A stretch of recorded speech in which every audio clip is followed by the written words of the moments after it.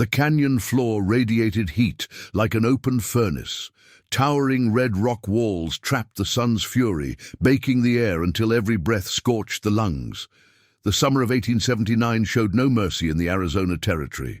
Before we begin, make sure you subscribe to Legend of West, where powerful Wild West stories of betrayal, survival, and redemption come alive. Now, let's ride into the story. Gunfire shattered the silence. The sharp crack of rifle shots echoed violently through the narrow passage, bouncing from stone to stone. Dust rained down from the canyon walls as bullets struck rock. Thomas Morgan pressed his back hard against the burning sandstone. At 45, his body carried the weight of too many miles, too many fights, and too many ghosts. Blood soaked through his shirt where a bullet had torn across his shoulder. The wound burned, but it was shallow. Pain was nothing new to him. From his elevated position, Thomas scanned the ravine below. 3 men moved carefully through the rocks, spreading out like hunters stalking wounded prey. Bounty hunters. He recognized the way they walked, slow, patient, confident, and then he saw the man leading them. Silas Drake. Time froze.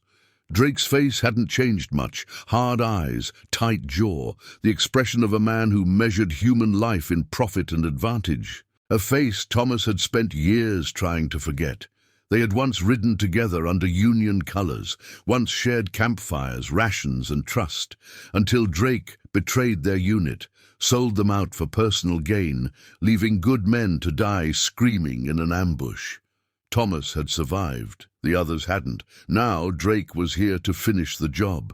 Thomas checked his Colt Model 1873 single-action Army revolver, 4 rounds left in the cylinder. Not enough for a long fight, but enough for a man who knew how to make every shot count.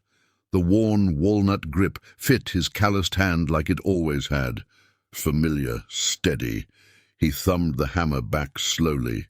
"Not dying in this cursed canyon," he muttered, dust coating his tongue. Movement caught his eye. A flash of buckskin and dark hair slipped between the rocks. Thomas stiffened. A woman emerged from the shadows. Apache, lean and alert, eyes sharp as a hawk's.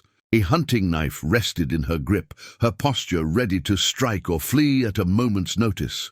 Before Thomas could speak, she froze. Her gaze dropped to his waist. Her eyes widened in terror. "Snake!" she shouted, her accented English echoing off the stone. "Rattlesnake, between your legs." Thomas glanced down in confusion, then realized she was pointing at the coiled lariat hanging at his side. Darkened by dust and shadow, it looked alive in the harsh canyon light, but her warning had already done damage. Drake's head snapped up. "There!" he shouted. "Found you, Morgan!" Gunfire erupted. Thomas lunged, shoving the woman behind cover as bullets slammed into rock, sending stone fragments into the air. He dropped to one. A knee rose just enough to sight his revolver and fired. The first shot hit a bounty hunter in the shoulder, spinning him sideways with a scream. The second round tore into another man's thigh, dropping him hard to the ground. Drake dove behind a boulder, barking orders as he returned fire. The Apache woman moved like a shadow, fast, silent. She circled wide, climbed higher, then hurled her knife with deadly precision. The blade buried itself in a wounded hunter's arm as he tried to raise his pistol. "This way!" Thomas shouted, reloading as he backed into the rocks. Drake's voice carried through the canyon. "I'll hunt you to the end of this territory, Morgan." They escaped through a narrow passage and climbed to a hidden ledge overlooking the ravine. Only then did Thomas pause to assess his wound. Painful, but survivable.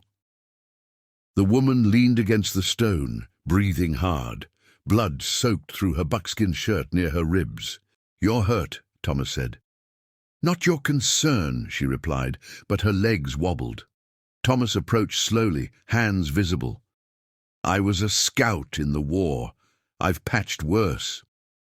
She didn't pull away as he cleaned and bandaged the wound. "Why Drake hunt you?" she asked. Thomas's jaw tightened. "Because he betrayed his own men." She reached into a pouch and pulled out a marked piece of hide. "Silver mine," she said. Thomas knew it wasn't the whole truth, but he didn't push. "My name's Thomas Morgan." "Raven," she replied after a pause.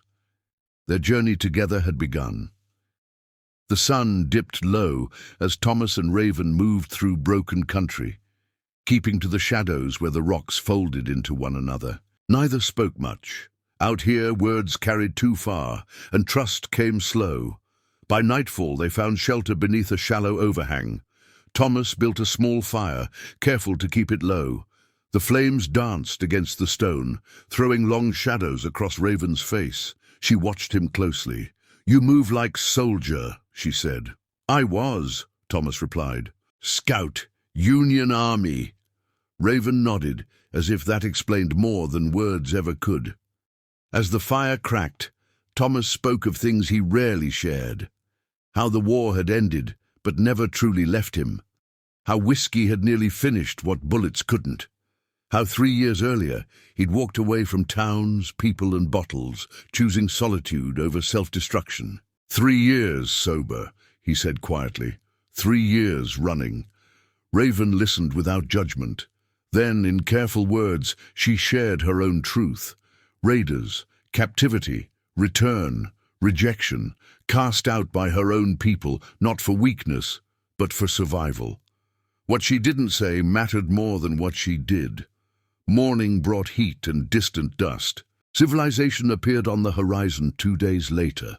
Redemption. A frontier town barely holding itself together. False front buildings, dry mud streets. A place where secrets buried shallow had a way of crawling back up.